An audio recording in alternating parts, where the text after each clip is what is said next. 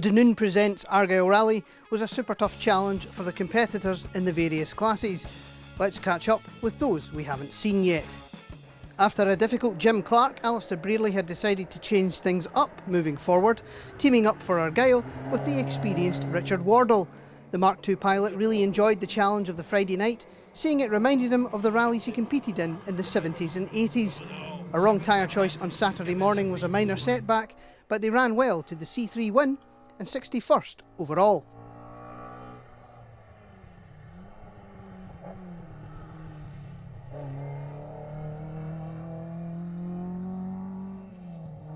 It was another tough event for Martin Burke and Alice Patterson.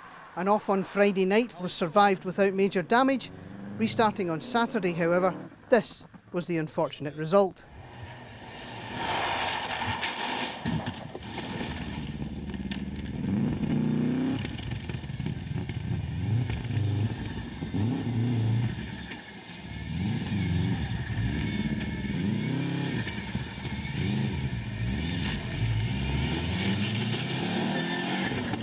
Lachlan McIver and Cameron Morrison had been forced to change their Fiesta's engine in the run-up to the event. That wasn't the end of their issues, the thermostat tank leaking before the start, and they sealed it with an egg. It then blew off in the 5th stage. An overnight repair, finishing at 5:30 in the morning, saw them restart, but the engine cried enough in the 3rd stage on Saturday. Alan Scott and Shayna Archibald had sorted the MG after its Clark retirement. Alan very grateful to a long list of people for their help. The Friday was very good, despite a suspected worn driveshaft, and they were 49th overnight.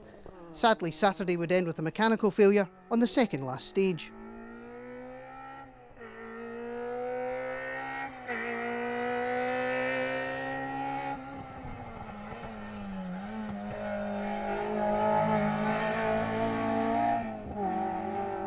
Andrew Forbes and Alex Hill continued their learning curve with their Honda Civic, Andrew saying he felt he was really starting to get to grips with the car on multi-venue events. They saved their biggest drama for the final loop, where a small moment over a jump suddenly became a big moment without much warning. The Honda team made it 2 wins out of 3 in M3 and came home a solid 38th overall. Sandy and Ian Arbuthnot rounded out the M4 finishers. Sandy saying it was a properly hard event, but happy to see the finish after a tough start to the year.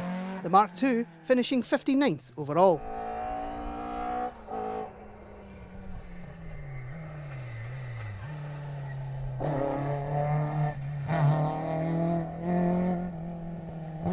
Fraser Smith had Dan Forsyth in the hot seat for this round. Regular navigator Nikki Addison outdoing the business in her own Honda Civic.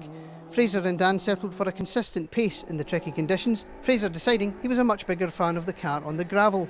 41st overall was still a decent result.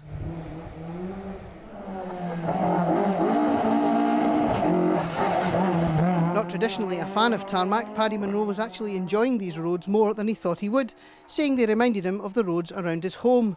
With Andrew Stevenson in the hot seat once again, they were one of the crews caught in a bank of fog on the Friday night, meaning they were playing catch-up on the Saturday. All went smoothly and they grabbed 37th overall and can't wait to be back on the gravel. David Hardy and John McCulloch had a very steady run on the Friday night, leaving them running a bit further back than they would have liked on the Saturday. That meant they were catching cars in the first loop of Saturday, but the afternoon was clean and they grabbed 31st overall. Well, you didn't get one yesterday? No, I didn't. No. How come you got it and I didn't? Because I met Mark. Ross Jarrett and Dave Robson had started steadily on the Friday, Ross receiving a pep talk from Dave mid-stage, asking him to try harder. The Saturday was good, Ross getting more comfortable with the car and pushing hard. The car was also impressing Dave in how economical it was being on the road sections, and they rounded out a good run with 30th overall, just 11 seconds down on Stephen Smith and Daniel Johnston.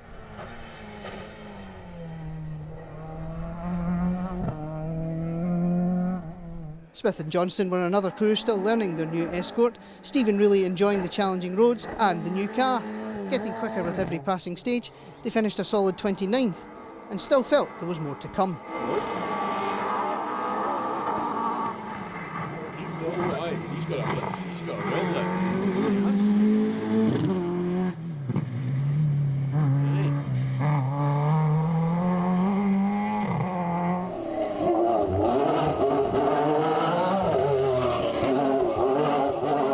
Dave Ross and Kyle McIntosh were absolutely loving the challenge of wrestling a 6R4 around these roads. They set a joint fastest time on the second Dunoon stage and were running well despite Kyle struggling a little with the car's superheated cockpit. Unfortunately, their event ended when a wheel parted company with the car on the final loop. They were joined by Oren McDonnell and John Forrest, the Evo falling off the road on Saturday morning.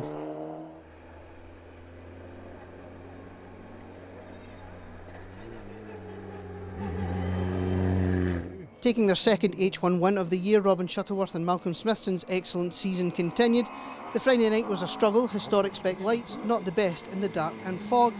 In Robin's words, the Saturday was mega, finding the Mark I perfectly suited to these roads, embarrassing some much more modern machinery on the way to 53rd overall.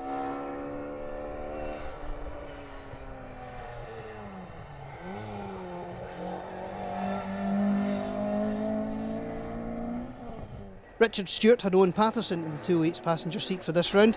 There was a small panic in the dark on Friday when the car's gear readout decided it was in reverse, while Richard was flat in fifth. A quick Control-Alt-Delete seemed to fix the issue, but Richard admitted to being a bit distracted. There were a couple of start line stalls on the Saturday, but they survived to take 52nd overall and Richard's second-class win of the season.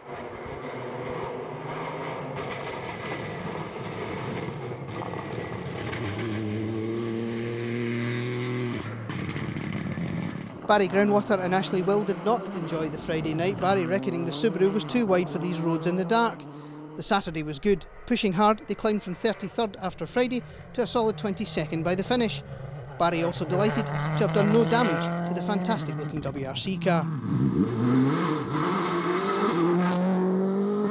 John Rintoul and Ross Hind parked their C3 off the road on Friday night after a wrong tyre choice, thankfully without damage. The Saturday was much better, rebuilding confidence and salvaging a nice 69th overall after a difficult event.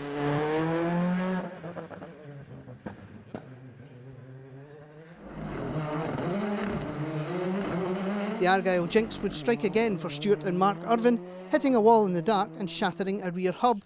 The service crew travelled back to Bishopton overnight to get the parts to sort the car, but Stewart and Mark decided to pull out rather than risk any more damage.